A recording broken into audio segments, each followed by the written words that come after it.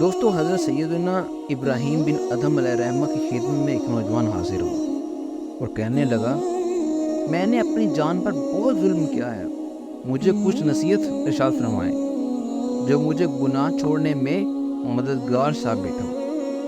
آپ نے فرمایا، اگر تم ان 5 خصلتوں کو اپنا لو تو گناہ تمہیں کوئی نقصان نہ دیں گے اور ان کی لذت ختم ہو جائے گی۔ اس پر اس نے آمادگی کا اظہار کیا تو آپ علیہ الرحمہ نے فرمایا، پہلی بات یہ کہ جب تم گناہ کا ارادہ کرو تو اللہ کا رزق مت کھایا کرو۔ وہ نوجوان حیرت سے بولا، پھر میں کیا کھاؤں گا؟ کیونکہ دنیا میں تو ہر شے اللہ کی عطا کرتا ہے۔ اس پر آپ نے فرمایا، کیا یہ اچھا لگے گا کہ تم اپنے رب کا رزق کھاؤ اور پھر اس کی نافرمانی کرو؟ تو اس شخص نے کہا، نہیں۔ آپ نے فرمایا، دوسری بات یہ کہ جب تم کوئی گناہ کرنے لگو تو اللہ کے ملک سے باہر جا کے کیا کرو۔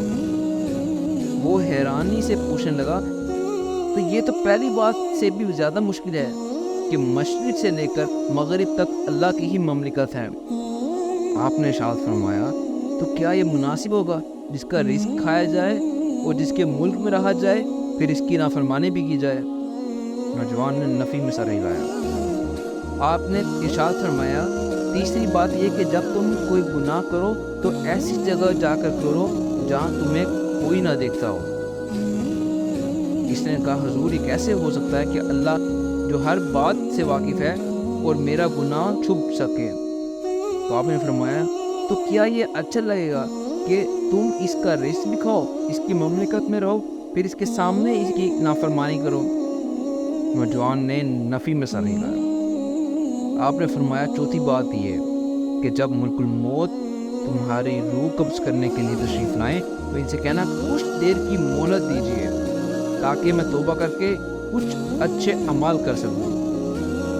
اس نے کہا، یہ کیسے ممکن ہو سکتا ہے کہ وہ میرے مطالبے کو مان لیں اور انتظار کرنے لگیں؟ تو آپ نے فرمایا، جب تم جانتے ہو کہ موت یقینی ہے اور تمہیں مہلت نہیں ملے گی، پھر تم کیسے چھٹکارے کی توقع کر سکتے ہو؟ پھر آپ نے 5ویں بات ارشاد فرمائی کہ جب زبانیاں آئے اور تجھے جہنم کی طرف لے جائے تو مت جانا۔ اس نے فرمایا، وہ نہیں مانیں گے اور نہ مجھے چھوڑیں گے۔ تو آپ نے فرمایا، تو پھر تم نجات کی امید کیسے کر سکتے ہو؟ وہ نوجوان پکار اٹھا، مجھے یہ نصیحت کافی ہے، اب میں اللہ سے معافی مانگتا ہوں اور توبہ کرتا ہوں۔ اور اس کے بعد وہ نوجوان مرتے دم تک عبادت میں مصروف رہا۔ اللہ اکبر۔